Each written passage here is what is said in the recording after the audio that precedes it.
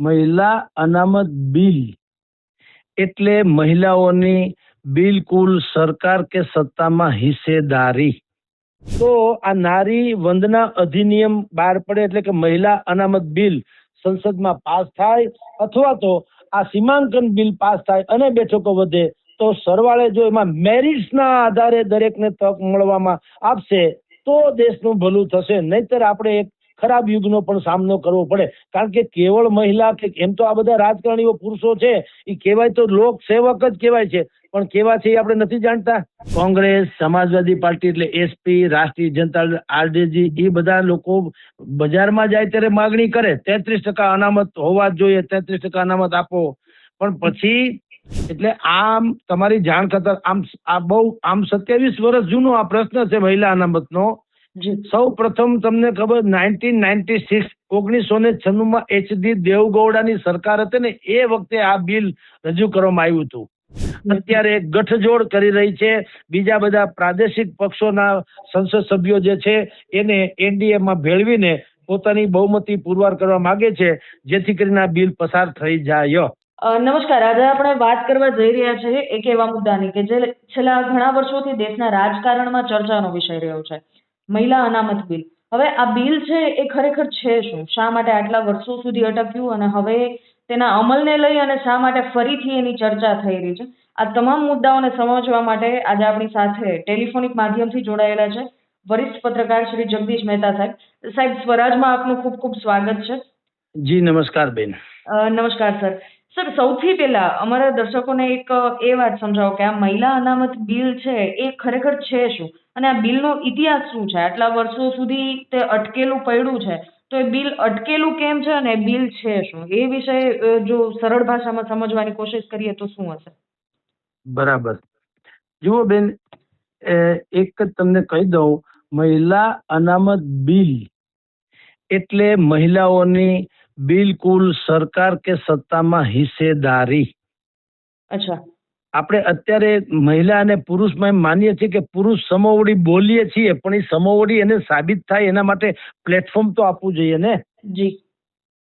એટલે એની કોશિશ છે અત્યાર સુધી કે જે કોઈ રાજકારણીઓ અત્યાર સુધી બધી વાયદા વેપાર કર્યા પણ કોઈએ એ તરફ બિલકુલ જેને અસરકારક રીતે કહી શકાય એવું કોઈ મહેનત કરી નહીં કે અથવા તો કોઈ ટ્રાય ન કરી તો પણ બધી વિવિધ કારણોસર અટકી ગયું.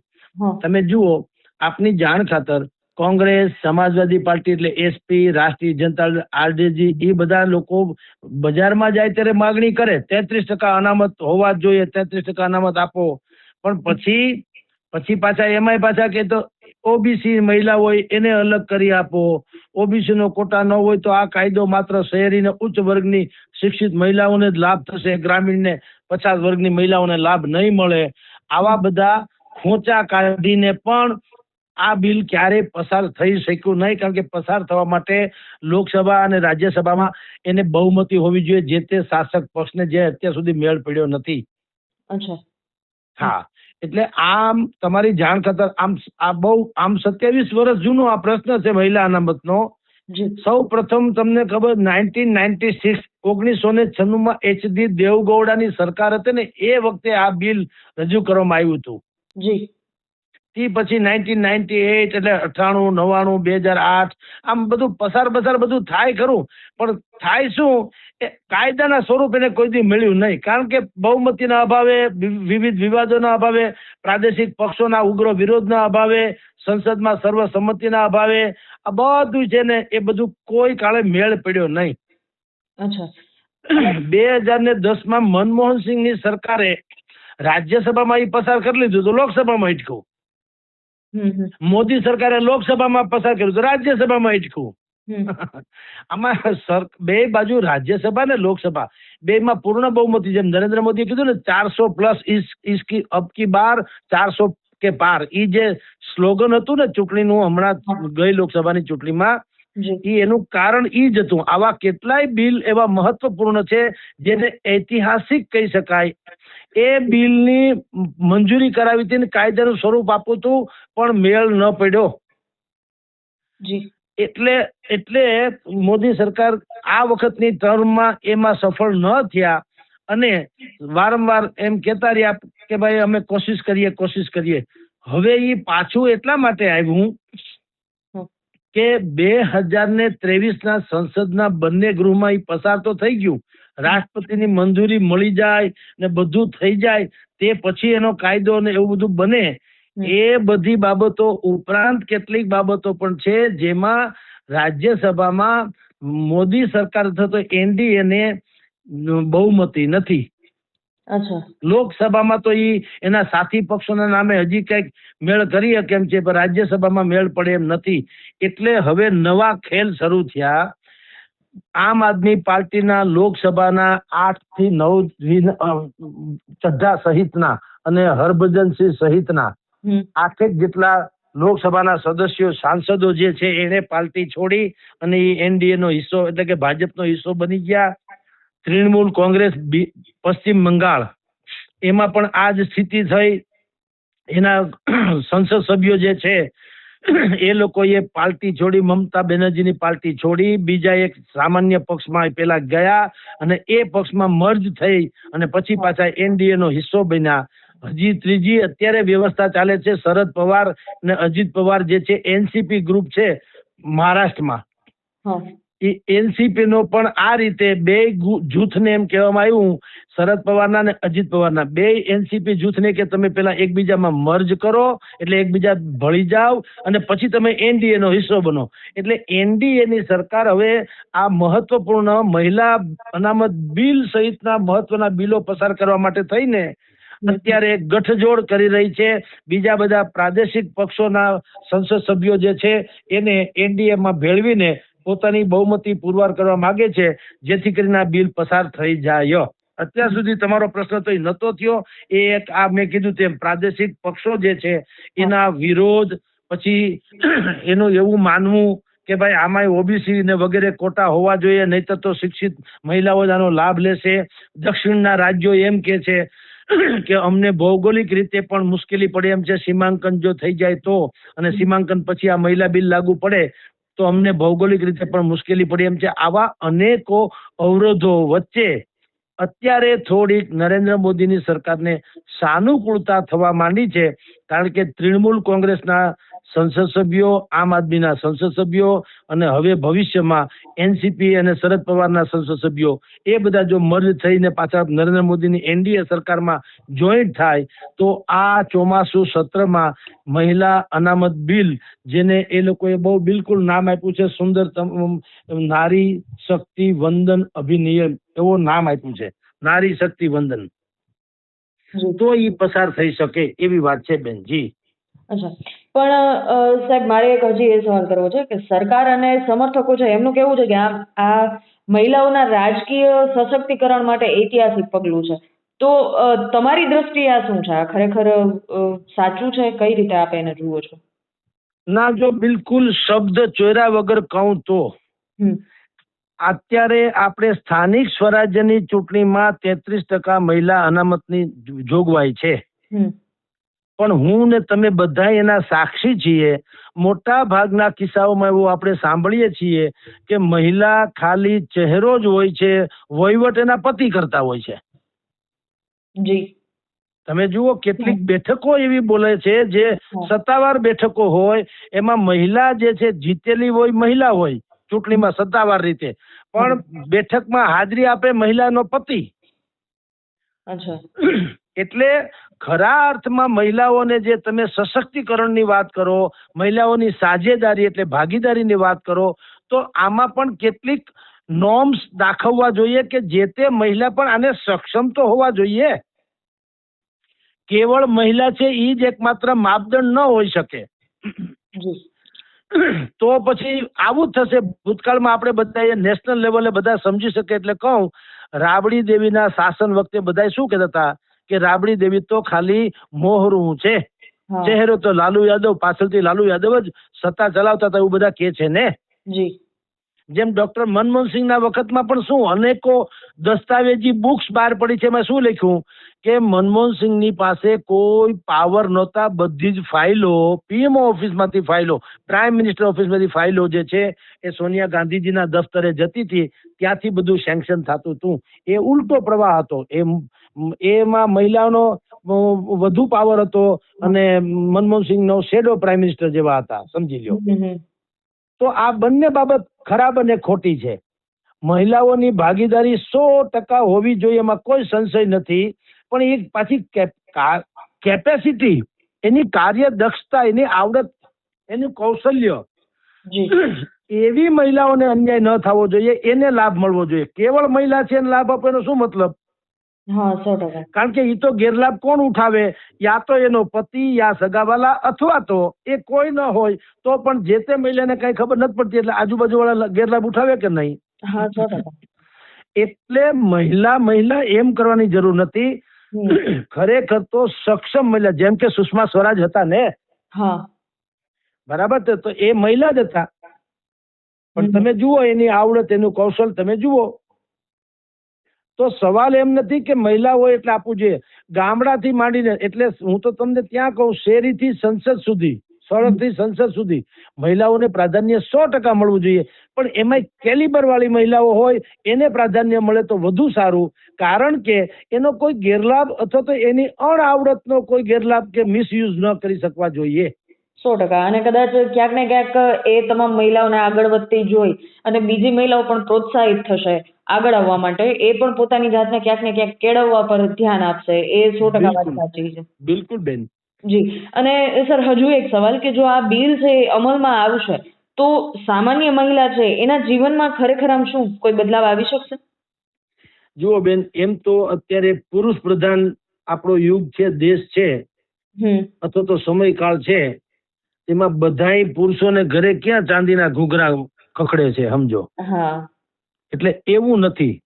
પણ એટલું તો ચોક્કસ છે કે મહિલાઓની સાજેદારી, 33% અનામતનું બિલ જે પસાર કરવામાં સરકાર પ્રયત્ન કરી રહ્યા છે, એટલે અત્યારે છે એના કરતા વધુ સારી સ્થિતિ તો થાય. જી. ખાસ કરીને મહિલાઓની. એનું કારણ બેન એક બીજું પણ છે. મહિલાઓની કેટલીક સમસ્યા જે મહિલા સમજી શકે, પુરુષો ન સમજી શકે, ભલે આપણે ગમે એટલા હોશિયાર હોઈએ. અને એનું હાવ સીધી સરળ ભાષામાં કહું તો દરેક પતિઓને વિનંતી કે એક રવિવાર, અઠવાડિયાનો એક રવિવાર, તમે પત્ની જે કામ કરે છે બધા, તમે ઘરેલું કામની વાત કરું છું, એક વખત કરી જુઓ તો ખ્યાલ આવે મહિલા કેટલા ઇમ્પોર્ટન્સ છે. આ તો સામાન્ય સમજણ માટેની વાત થઈ.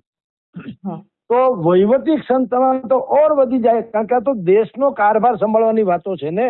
100%. એટલે ફેર 100% પડે, પણ એ ફેર પડે એટલે અત્યારે જે મહિલાઓની સ્થિતિ દેશમાં, હવે જો કે બહુ આપણે થોડાક વિકસિત રાષ્ટ્ર તરફ જઈ રહ્યા છીએ, એટલે હાવ દારૂણ પરિસ્થિતિ નથી જેવી 18મી સદીમાં હતું, એવું નથી.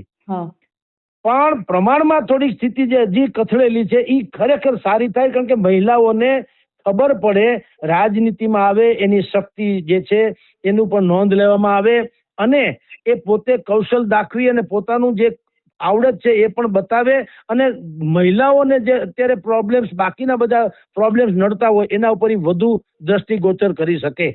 એટલે થાય તો સારું. પણ મેં કીધું એમ તો આપણું બંધારણ વિશ્વનું સૌથી શ્રેષ્ઠ બંધારણ છે, પણ આ દેશમાં અરાજકતા કઈ જેવી તેવી છે. એટલે એનો દોષ એ બંધારણના ઘડવૈયા કે બંધારણ નથી, આપણે અમલવારી બરાબર નથી કરતા એમ.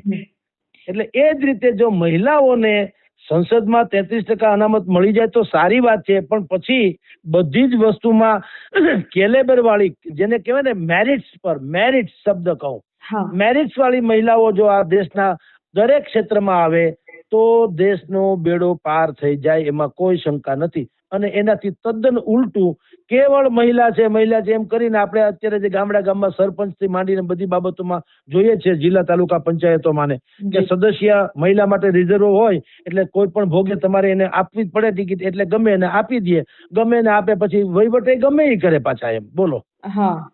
તો એનો કોઈ મતલબ નહીં. એટલે મેરિટ શબ્દ જે છે ને એ ઉમેરાવો જોઈએ. હા, મહિલાઓને જે તો ઘણા એમ માને, આપણે આ વાત કરીએ તો કોઈ એમ કે તો શું, ધારો કે સાવ પછાત ને ગરીબ ને નબળા વર્ગની મહિલાઓએ ક્યારેય આગળ ન આવવું? તો હું એને જવાબ આપું બેન, એવું નથી કે એને અહીંયા પ્રતિબંધિત છે. એને તૈયાર કરો, એને બાકીનું પ્લેટફોર્મ પૂરું પાડો, એને તાલીમ આપો, સહાય આપો, શિક્ષણ આપો, પ્રગતિ થાય એવી બધી વ્યવસ્થા કરો, અને પછી કહું છું એટલે એને તમે તૈયાર કરવાની છૂટ છે, પણ તૈયાર ભાણે બેહાડો નહીં. જી. તૈયાર ભાણે નહીં બેસાડો, પણ એને તૈયાર કરો. એને ખબર તો હોવી જોઈએ એ જે ક્ષેત્રમાં જાય એ શું ક્ષેત્ર છે, કેવું છે, કેવું નહીં, એની જવાબદારી શું છે, એ જે તે હોદ્દો છે તો એ હોદ્દાની ગંભીરતા ને એનું મહત્વ શું છે એ બધી એને ખ્યાલ તો હોવો જોઈએ. નહીતર પછી બધું મારી જેવા વચ્ચેથી વચ્ચેટિયા જે કઈ કામ કરતા એ કરાવી લેશે અને બેન ખાલી હાથો બનીને રહી જશે. એટલે મહિલાઓના અનામતનું થાય તો 1000% મહિલાઓની સ્થિતિ સુધરે ખરી, પણ એ મેરિટ્સના આધારે બને તો. જી.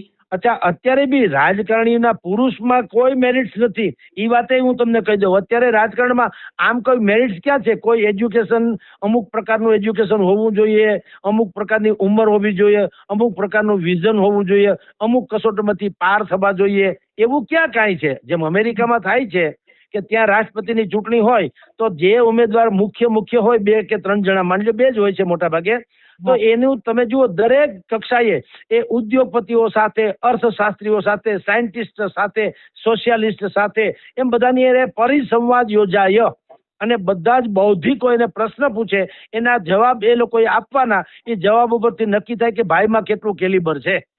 જી.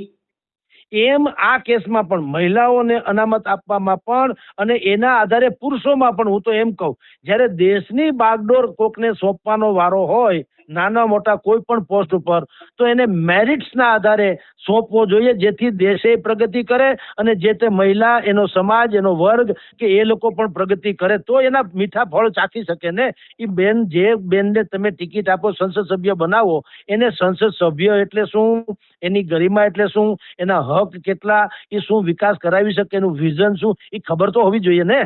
જી. 100%. ખાલી આપણે બધા એ જોયું જ છે, રાબડી દેવીનું શાસન જોયું કે નહીં? આખા ભારતે જોયું. તો એ એક સિમ્બોલિક થઈ ગયું ને. તો બીજું જે હોય તે બધા ક્યાંય પણ કહેવાનું આવે તો હું કહે કે આ તો રાબડી દેવી છે. તો રાબડી દેવીનું ગુજરાતી એ છે કે બેકસીટ ઉપરથી બીજા લોકો સત્તા હાંસવતા હતા, ખાલી ચહેરો જ હતો રાબડી દેવીનો. એટલે એવું ન થાય તો મહિલા અનામતની જે વાત ચાલે છે, નારી શક્તિ વંદના જે શબ્દ છે ને, એ ખરા અર્થમાં આપણે નારી શક્તિનું વંદન કરીએ, એવી દીકરીઓ કે એવી બહેનો, દીકરીઓ, માતાઓ આગળ આવે. જી. 100%. સર, હજુ એક છેલ્લો સવાલ હવે, કે અત્યારની જે જનરેશન છે, જે જેનઝી જનરેશન છે, એ ક્યાંક ને ક્યાંક રાજકારણથી દૂર થઈ રહી છે. મતલબ એમાં છોકરીઓ, મહિલાઓ હોય કે પુરુષો હોય, છોકરાઓ હોય કે છોકરીઓ હોય, એ લોકો ક્યાંક ને ક્યાંક રાજકારણથી બને એટલા દૂર રહેવાની કોશિશ કરે છે. તો આમાં તમારા મતે, મતલબ આજની જે યુવા મહિલાઓ છે, આ અનામતને લઈને આપણે અત્યારે વાતચીત કરી રહ્યા છે, તો આજની જે યુવા મહિલાઓ છે અને દેશના ભવિષ્યના જે મતદારો છે અને જે અત્યારે દેશના મતદારો છે, એના તમે આ મુદ્દે શું સંદેશ આપવા માંગો છો? હા બેન, એવું છે, તમારું આંકલન જે છે ને, એ હું તો બજારમાં ફરું છું. આપણે આપણી વાત કરીએ, સૌરાષ્ટ્ર ગુજરાતની વાત કરીએ. હવે ઉલટાની જેનજીમાં રાજકીય ક્ષેત્રે જંપલાવાની જિજ્ઞાસા વધી રહી છે. અચ્છા. જી. એક સમય હતો બેન, રાજકારણ નિમ્ન સ્તરનું ગણાતું હતું અને કોકને ગાળજો કે રાજકારણી કયો, બે હરખું ગણાતું. અચ્છા. હવે ફેર શું પડી ગયો? બધાને એ ખબર છે કે રાજકારણી બની જાવ તો આંકડે મધ અને એ માખીઓ વગરનું. હા. એટલે પેલી વાત તો એ કે એક તો તમારી પાસે સત્તા આવે છે, અને સત્તા આવે તો તમે કોઈ પણ પરિસ્થિતિને બદલાવવા માટે સક્ષમ બની શકો. જી.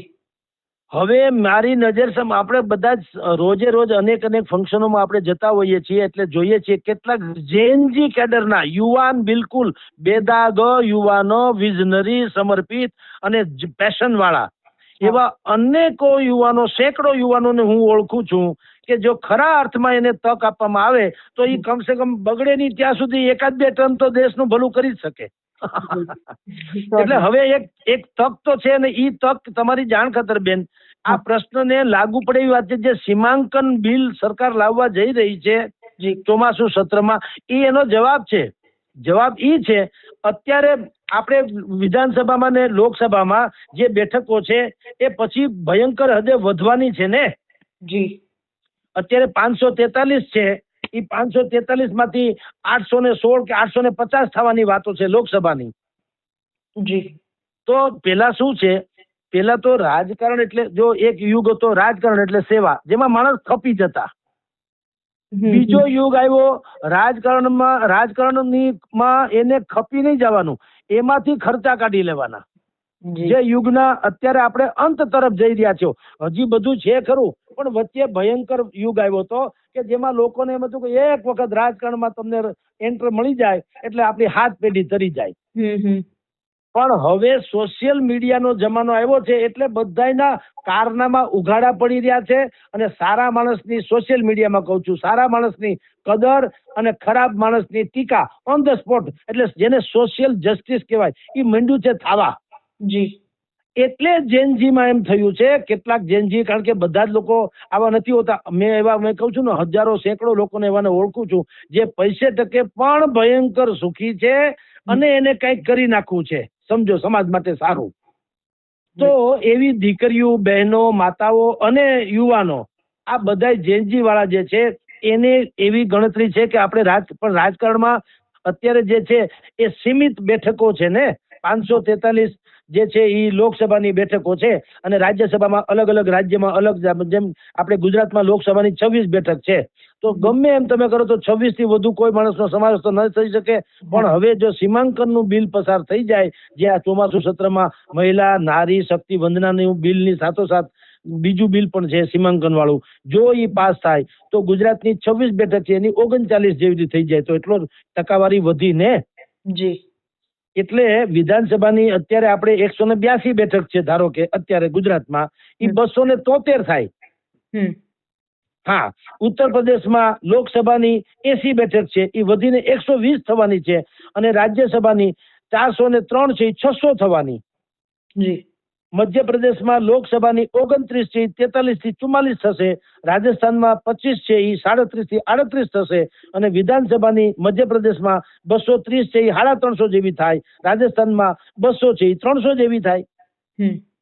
એટલે આ જે વધારો ભવિષ્યમાં આવવા જઈ રહ્યો છે અને સોશિયલ મીડિયા થકી ખાસ તો આના લાભાલાભની ખબર બહુ મંડી પડવા લોકોને. રાજનીતિ એટલે કેવળ ને કેવળ કૂચલી પણ નહીં અને ખરપાઈ જવાનું પણ નહીં. જો ખરા સારા અર્થમાં સારા લોકોની પાસે રાજનીતિની દોર આવે તો દેશને ઘણો ફાયદો કરાવી શકે. એવું હવે સોશિયલ મીડિયામાં અનેક બ્લોગ્સ, અનેક પ્રકારના એમાં વિડીયોઝ, અનેક પ્રકારના કન્ટેન્ટ એટલું બધું આવે છે કે લોકોને હવે એમાંથી પ્રેરણા મળે છે કે આ ક્ષેત્રમાં જંપલાવા જેવું ખરું. જી, 100%. પણ એને અવકાશ મળવો જોઈએ, જે અત્યાર સુધી સીમિત હતો, હજી સીમિત જ છે. કદાચિત આ આપણે જે અત્યારે વાત કરી છે સીમાંકનનું, એ પણ માની લો કે અત્યારે બધું અહીંયા લોકસભા સંસદ સભામાં પાસ થાય, રાષ્ટ્રપતિની સહી કરે, તો પણ 2029 થી લાગુ પડે એમ છે, હમણાંથી નહીં. જી. પણ એ જરૂરી ચોક્કસ છે. અવકાશ ઉભો થાય તો જૈનજી જે છે, આ અભિજીત દીપકે જે અત્યારે જંતર મંતર ઉપર કોકરોચ જનતા પાર્ટી એને રચી, તો પણ કેટલા સદસ્યો એના થયા. એનો અર્થ એમ છે કે જે નવ યુવાનો છે એને પણ કંઈક કરી બતાવવાની તમન્ના તો છે. સારી ખરાબ પછીની ઘટના છે. જી. તો જૈનજીમાં હવે રાજકારણ પ્રત્યે કોઈ ક્ષોભ નથી રહ્યો, કોઈ એના પ્રત્યે છોછ નથી રહ્યો, બલકે આકર્ષણ વધતું જાય છે. 100%. તો આ નારી વંદના અધિનિયમ બહાર પડે એટલે કે મહિલા અનામત બિલ સંસદમાં પાસ થાય, અથવા તો આ સીમાંકન બિલ પાસ થાય અને બેઠકો વધે, તો સરવાળે જો એમાં મેરિટ્સના આધારે દરેકને તક મળવામાં આપશે તો દેશનું ભલું થશે. નહીતર આપણે એક ખરાબ યુગનો પણ સામનો કરવો પડે. કારણ કે કેવળ મહિલા કે એમ તો આ બધા રાજકારણીઓ પુરુષો છે, એ કહેવાય તો લોક સેવક જ કહેવાય છે, પણ કેવા છે એ આપણે નથી જાણતા. હા. નહીતર આવ્યા છે બધા લોક સેવા માટે જ ને. જી. પણ તમે સાંભળ્યું કે કોઈ લોક સેવક હોય એ ગરીબ થઈ ગયો હોય એવું સાંભળ્યું? હલો. હા, 100% સર. એટલે સ્થિતિ આ છે બેન, મેરિટના આધારે થશે તો બહુ બધું કામકાજ સારું થશે, નહીતર પછી તો બધું તમે આપણે બધા જાણીએ છીએ સ્થિતિ. જી બેન. 100% સર, 100%. તમે જે સુંદર અને સરળ ભાષામાં આ સમગ્ર મુદ્દો છે એ સમજાવ્યો, એ બદલ સર આપનો ખૂબ ખૂબ આભાર. અને આશા રાખીએ છીએ કે દર્શકોને આ મહિલા અનામત બિલ અંગેના ઘણા પ્રશ્નો હતા, એના જવાબ આજે મળી ગયા છે આપના થકી સર. તો આજે સ્વરાજમાં જોડાવા બદલ સર ફરીથી આપનો ખૂબ ખૂબ આભાર. જી બેન, નમસ્કાર. નમસ્કાર સર. ધન્યવાદ. જી.